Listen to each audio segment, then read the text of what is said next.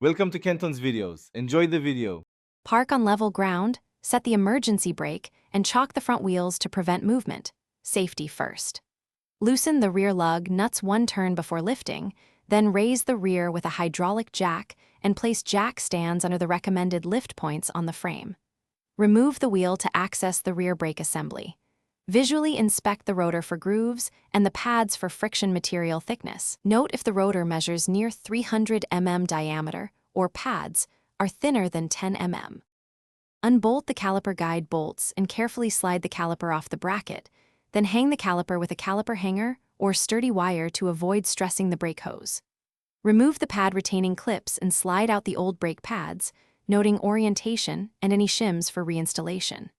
If the rotor is stuck to the hub, apply penetrating oil around the hub interface, then tap the rotor with a rubber mallet in a pattern to free it.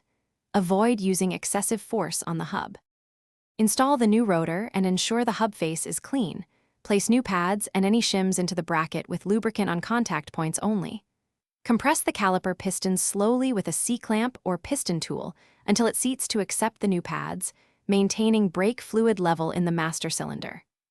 Reinstall the caliper and torque guide bolts to manufacturer spec, then hand tighten lug nuts. Lower the vehicle and torque lug nuts to 140 ft-pounds in a star pattern.